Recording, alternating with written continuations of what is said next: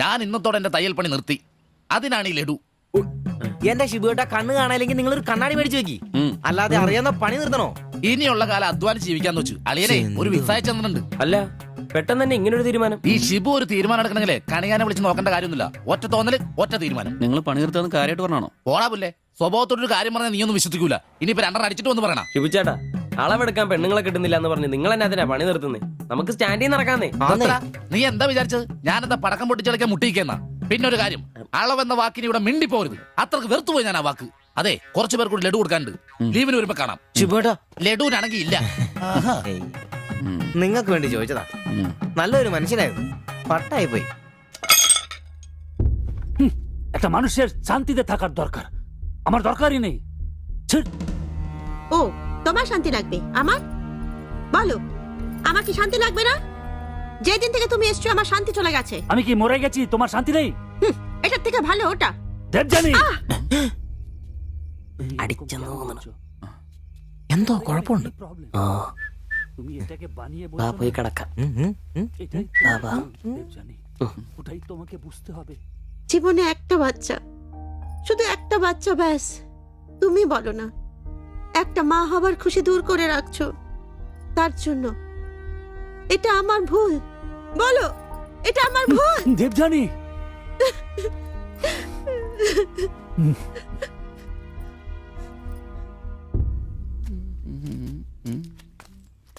എല്ലാരും ഉണ്ടല്ലോ, ഇന്നാർക്കും പോണ്ടേ?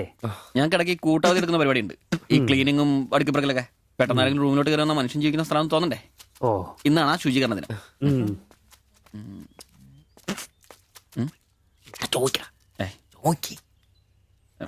ചോദിക്കണോ?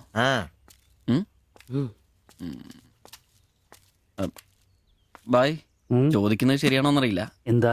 ഇന്നലെ മുറിയിൽ നിന്നൊരു ബഹളം കേട്ടു. പിന്നെ ഭാഷ മനസ്സിലാവാത്തോണ്ട് കാര്യം എന്താന്ന് മനസ്സിലായില്ല. വേറൊന്നും കൊണ്ട് ചോദിച്ചല്ല, ബഹളം ഇപ്പൊ പതിവാണ്. ചോദിച്ചത് തെറ്റായി പോയെങ്കിൽ. ഏയ്, മാത്തച്ചൻ സാറിന്റെ കൂട്ടുകാരന്റെ കമ്പനിയിൽ ജോലി കിട്ടിയപ്പോ എല്ലാം ഭംഗിയായിരുന്നു എന്ന് കരുതിയതാ. പക്ഷെ കമ്പനി പൂട്ടിയപ്പോ ആ പ്രതീക്ഷ ഇല്ലാതായി. പട്ടിണി കടക്കാതിരിക്കാൻ പാടുപെടുക. ഒരു ഭാര്യയ്ക്ക് പൊട്ടിത്തെറിക്കാൻ ഇതൊക്കെ പോരെ? നിങ്ങളിപ്പോ വിചാരിക്കും ഇയാൾക്ക് വല്ല കൂലിപ്പണിയും ചെയ്ത് കുടുംബം നോക്കിക്കൂടേന്ന്. ശരീരമാണെങ്കിൽ ഒരു ജോലി ചെയ്യാൻ ഹൃദയത്തിന്റെ ബൾബുകൾ സമ്മതിക്കില്ല. ശരീരം വേർത്താൽ അവൻ പണി മുടക്കും. ചെറുപ്പം തൊട്ടേ ഉള്ളതാ. ചെറിയൊരു ഓപ്പറേഷന്റെ കാര്യമേ ഉള്ളൂ, പക്ഷേ തുക വലുത് വേണം. അതിനൊക്കെ എവിടെ വരുമാനം? ഇപ്പൊ അവളുടെ പ്രശ്നം ഞാൻ അവളെ ജോലിക്ക് വിടുന്നില്ല എന്നാണ്. മലയാളം പോലും അറിയാത്ത അവൾ എന്തു ജോലി ചെയ്യാം? ആകെ അറിയുന്നത് വല്ലവരുടെ വീട്ടിൽ പാത്രം കഴുകുക എന്നതാണ്. ഞാൻ ജീവിച്ചിരിക്കുമ്പോൾ അവളത് ചെയ്യണ്ട. അതാ എന്റെ തീരുമാനം.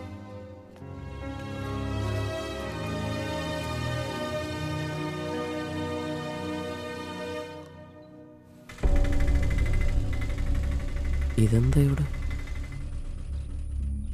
ഇവമേ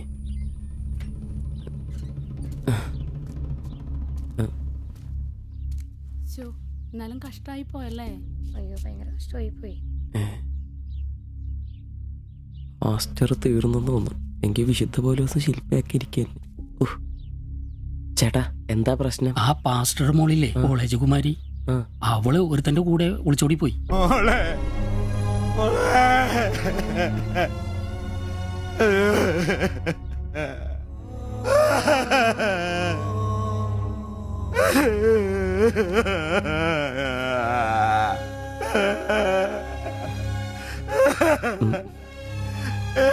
എന്റെ മോള് പാവം ചെയ്തേ. അവക്ക് സ്വർഗരാജ്യം പോയേ.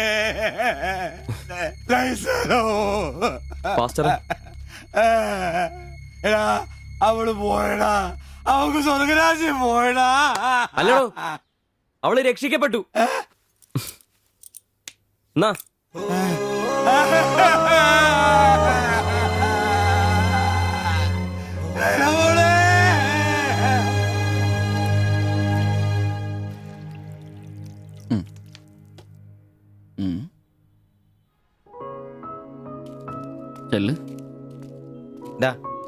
അവള് പോകുന്നു, ഞങ്ങ പോട്ടെ. നീ എന്നാ തന്നെ വിഷമിക്കുന്നേ? ദേ, ഇതങ്ങ് പിടിപ്പിച്ചേ. നിനക്ക് വിധിച്ചിരിക്കുന്ന പെണ്ണ് എവിടെയോ ഉണ്ട്. അവള് സമയമാകുമ്പോ നിന്റെ അടുത്തേക്ക് വരും. ഇതൊക്കെ അത്രേ ഉള്ളൂ. ഇതങ്ങ് പിടിപ്പിച്ചേ. പിടിക്കാനേ കുടിക്കടാ. ബാ. അല്ലേലും നിന്റെ തലേന്നത് പോയത് നന്നായെന്നേ ഞാൻ പറയത്തുള്ളൂ. ഒന്ന് പോടാ അവിടുന്ന്. ഇന്നലെ വരെ അവള് നല്ലത്, ഇന്ന് മോശം. അങ്ങനെ മാറ്റി പറയാൻ എന്നെ കിട്ടത്തില്ല. അവളെന്നും എന്റെ തന്നെ. ഒന്ന് സമാധാനിപ്പിക്കാന്ന് വിചാരിച്ചപ്പോ വീണ്ടും പഴയപടി തന്നെ. ഒരു ഗതിയില്ലാത്ത എന്നെ അവള് പ്രേമിക്കാനോ? കാശുണ്ടാവുമ്പോ എല്ലാം ഉണ്ടായിക്കോളും. നാടും വീടും വിട്ട് ഇവിടുന്ന് കഷ്ടപ്പെടുന്നേ നമ്മളൊന്ന് രക്ഷപ്പെടാനല്ലേ. ശ്ശേ. ഇന്നു മുതൽ നമുക്കൊരു തീരുമാനം എടുക്കണം. നമുക്ക് രക്ഷപ്പെടണം. അതിന്റെ ആദ്യ ചൂടാ നമ്മൾ വാങ്ങാൻ ആഗ്രഹിച്ച ആ ഓട്ടോ.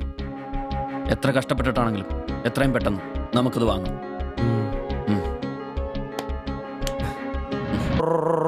ഹ, ഒന്ന് മിണ്ടാരിടാ, കുറെ നേരമായല്ലോ. ഏ?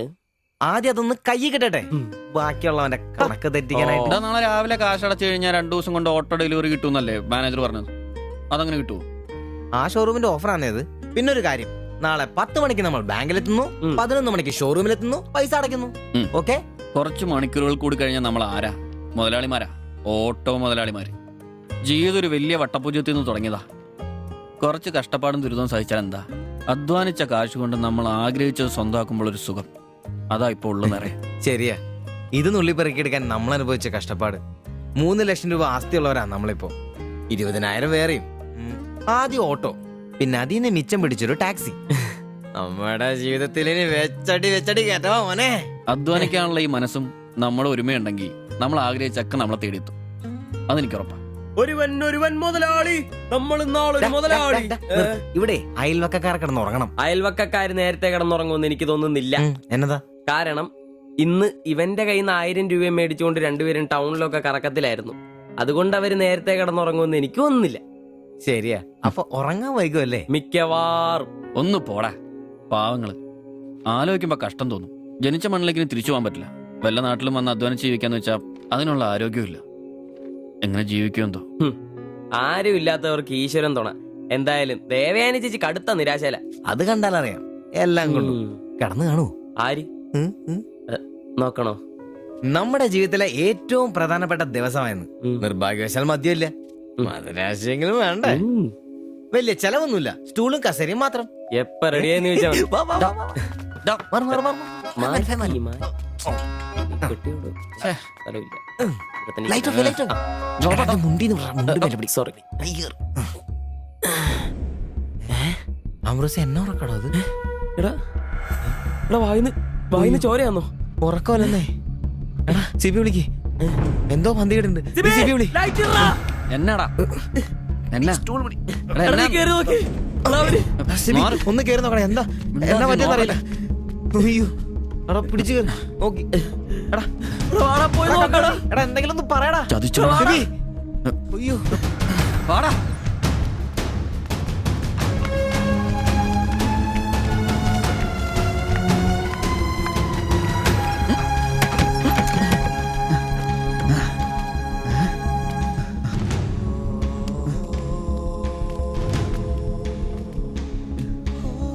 Bye bye. എടാ വിഷമാടാ. ജീവനുണ്ടാ, വണ്ടി വിളി വേഗം.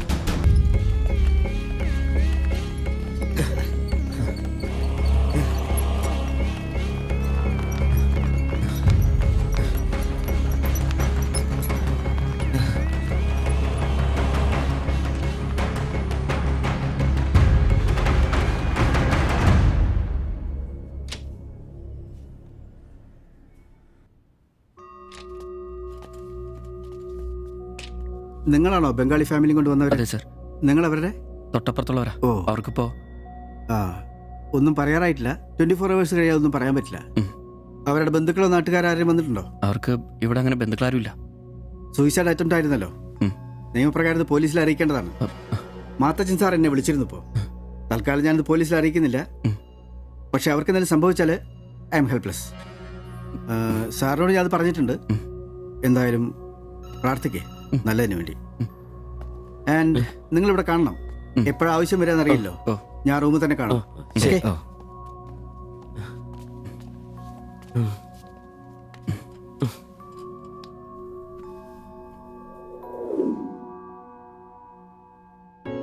ഓ, ഓർക്കാൻ പറ്റുന്നില്ല. നമ്മൾ നോക്കാൻ കുറച്ചുകൂടെ വൈകിയിരുന്നെങ്കിൽ. കാലിന്റെ വിറയിൽ മാറിയില്ല ഇതുവരെ. ആദ്യോട്ടാ ഇങ്ങനെ ഒരു സീൻ.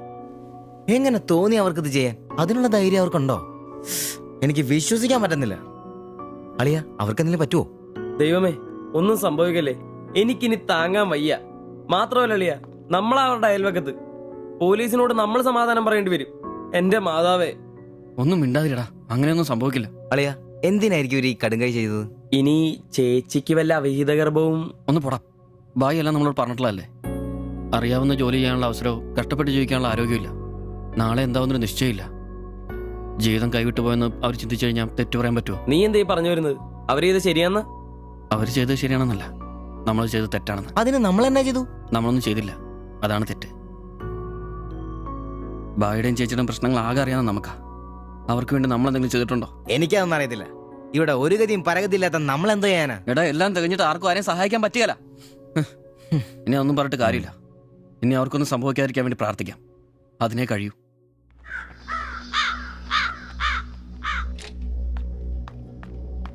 സിസ്റ്ററെ ഒന്ന് കാണാൻ പറ്റുമോ? വെയിറ്റ് ചെയ്യൂ, സിസ്റ്റർ, പറയാം.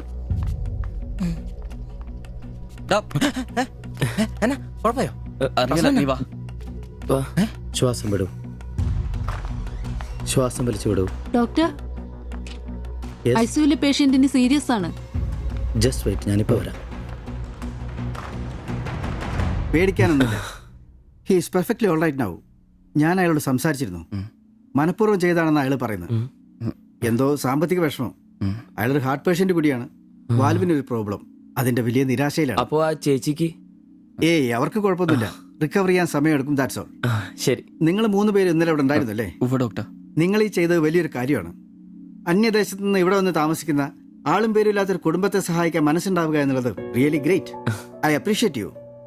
കാര്യങ്ങൾ പറയാൻ നിങ്ങളെ ഉള്ളൂ എന്നുകൊണ്ട് പറയാണ്. ഇവരുടെ കാര്യത്തിൽ ഇനി അല്പം ശ്രദ്ധ വേണം. ആ കുമാർ കടുത്ത നിരാശയിലാണ്.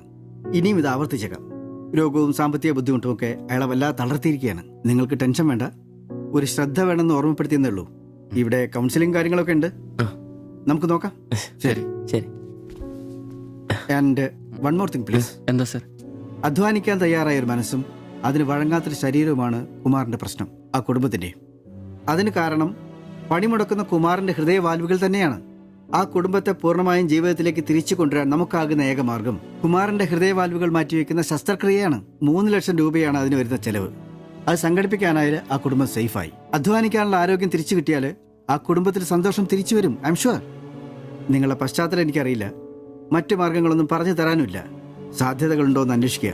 ഇവരെ എപ്പോഴും ഇങ്ങനെ രക്ഷപ്പെടുത്താൻ നിങ്ങളെ കൊണ്ടാവില്ലല്ലോ.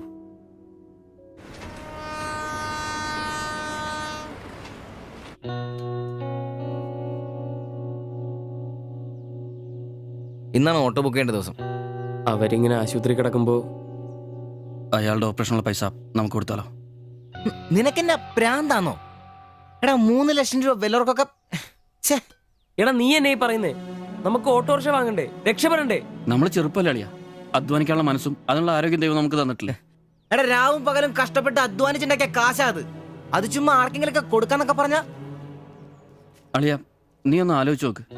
നമ്മൾ വിചാരിച്ച ആ കുടുംബത്തിന് എന്നേക്കുമായിട്ട് ജീവിതത്തിലോട് തിരിച്ചുകൊണ്ടുവരാൻ സാധിക്കും. ഇനി അങ്ങനെ ചെയ്തില്ലേലും നമ്മളോട് ആരും ചോദിക്കല്ല. പക്ഷെ ചെയ്താ നമ്മൾ ഇന്ന് വാങ്ങാനിരിക്കുന്ന ഓട്ടോയെക്കാളും ഇരട്ടി വിലയുള്ള സമ്പാദ്യമായിരിക്കും അത്. ഇങ്ങനെയൊക്കെ ചിന്തിക്കുന്നതുകൊണ്ട് തന്നെ നമ്മളൊരിക്കലും ഗതി പിടിക്കാത്തത്. നമ്മൾ ഗതി പിടിക്കാൻ വൈകുന്നതുകൊണ്ട് വേറെ ആരെങ്കിലും ഗതി പിടിക്കുന്നുണ്ടെങ്കിൽ അത് നല്ലതല്ലേ? ജീവിതത്തിൽ ഇനി അവസരമുള്ള നമ്മൾ ഒരിക്കലും അവസരമില്ലാത്തവർക്ക് വേണ്ടി ഒരു ചെറിയ സഹായം ചെയ്യുന്നു. അവരിനി ആത്മഹത്യക്ക് ശ്രമിച്ചേക്കാന്നല്ലേ ആ ഡോക്ടർ പറഞ്ഞത്? അങ്ങനെ സംഭവിച്ചാ ഇന്നലത്തെ ആ കാഴ്ച തന്നെ എന്റെ മനസ്സിൽ നിന്ന് പോയിട്ടില്ല. ഇനി അതൊന്നും കാണാനുള്ള ശക്തി എനിക്കില്ല. നമുക്ക് അവരെ സഹായിക്കടാ. ഓട്ടോ നമുക്ക് പിന്നെ അന്നേലും വാങ്ങാലോ. അതങ്ങ് കോത്താഴ്ത്തി എന്ന് പറഞ്ഞാ മതി. ഇത് ഞാനും കൂടി ചങ്ക് പൊട്ടിച്ചുണ്ടാക്കിയ കാശാ. അത് കണ്ടവർക്ക് കൊടുക്കാനുള്ളതല്ല. ജോപ്പാ, സിബി, എന്റെ കൊക്കിൽ ജീവനുണ്ടേ ഞാനിനി സമ്മതിക്കല. അത്ര മുട്ടി നിൽക്കുന്നവരാണെങ്കിലേ സ്വന്തം കുടുംബത്തിൽ അങ്ങ് എടുത്ത് കൊടുത്താ മതി. ജോപ്പാ, ജോപ്പാടാ,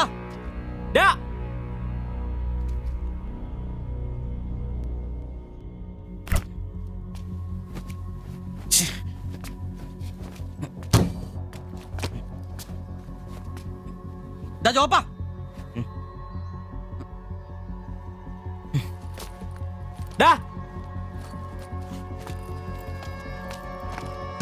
ജോപ്പ, നിനക്കെന്താ പ്രാന്താണോ?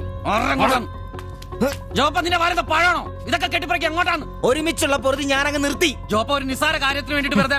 നിസ്സാര കാര്യോ? അത് നിനക്കും ഇവനും അന്തസ്സോടെ ജീവിക്കാൻ ഞാൻ ഈ ഞാൻ ഉണ്ടാക്കിയ എന്റെ കാശ് വേറൊരാളെ തീറ്റിക്കാൻ ഞാൻ സമ്മതിക്കില്ല. ഹാ, നീ എന്നെ അത്രയും ചൂടാവുന്നേ ഒരു നല്ല കാര്യത്തിന് വേണ്ടിയല്ലേ, അല്ലാതെ വെള്ളം അടിച്ചു കളയാൻ വേണ്ടല്ലോ. ഞാൻ വേറൊന്നും പറഞ്ഞില്ലല്ലോ. നല്ല കാര്യം ചെയ്യാൻ അവനവന്റെ പൈസ നിർത്താൻ മതി. ആ 3 ലക്ഷത്തിൽ തൊടാൻ ഞാൻ സമ്മതിക്കില്ല. നിങ്ങൾ എന്തൊക്കെ പറഞ്ഞാലും ഞാൻ എന്നെ സമ്മതിക്കില്ല. സമ്മതിക്കാതിരിക്കാൻ നിന്റെ തന്ത ഉണ്ടാക്കിയ കാശ് എന്റെ തന്ത ഉണ്ടാക്കിയ കാര്യമല്ല പറഞ്ഞത്, ഞാനും കൂടി ഉണ്ടാക്കിയ മുതലായത്. നിനക്കൊക്കെ അത്ര എന്റെ വിഹിതം തിരിച്ചാടാ. നിന്റെ അടുത്ത് അഭിപ്രായം ചോദിച്ചേ ഉള്ളൂ. നിന്റെ പൈസ നിനക്ക് എന്നാന്ന് വെച്ചാൽ ചെയ്യാം. ഒരാൾ നിന്റെ അടുത്ത് ഒന്നും ചോദിക്കാം. ദാരിദ്ര്യത്തിലും പട്ടിണിയിലും ഇത്രയും കാലം ഒരുമിച്ച് വെച്ചിട്ട് ഇച്ചിരി കാശിന്റെ പേരിലും ഇതുവരെ നമുക്കിടയിൽ എല്ലാത്തിനും ഒരു തീരുമാനം ഉണ്ടായിട്ടുള്ളൂ. ഇതിലും അങ്ങനെ തന്നെ മതി. ജോപ്പാ നിനക്ക് ഇഷ്ടമല്ലെങ്കിൽ വേണ്ട. നമ്മൾ അധ്വാനിച്ച പൈസ നമ്മൾ തന്നെ അനുഭവിക്കുന്നു. നമ്മളൊരു ഓട്ടോ ബുക്ക് ചെയ്യുന്നു, അവരവരുടെ വിധിക്ക് വിടുന്നു.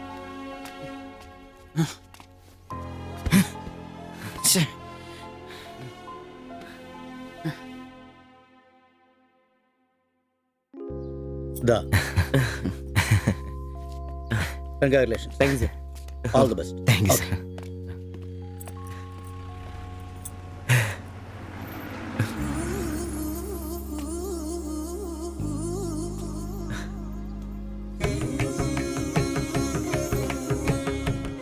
ഓട്ടോ പുറത്തിറങ്ങുന്ന മുമ്പേ ചെറിയൊരു ചടങ്ങ്.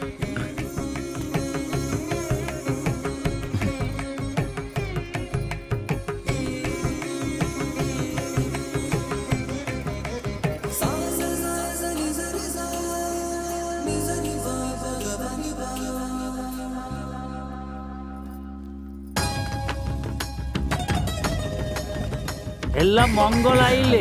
ഇനി ഗണപതി ഭഗവാനിക്ക് ഒരു തേങ്ങ അടിച്ചിട്ട് തുടങ്ങാം. 3 ലക്ഷത്തിന്റെ കട ഇതുവരെ തീർന്നിട്ടില്ല. അടിയൊക്കെ പിന്നെ ആവാം.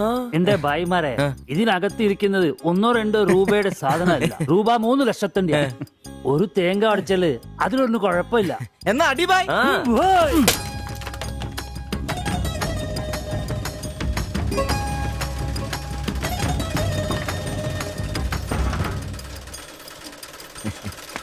അപ്പോ ഞങ്ങളും ഒരു ഓട്ടോ മുതലാളിമാരായി. നമുക്കിത് ആഘോഷിക്കണ്ടേ?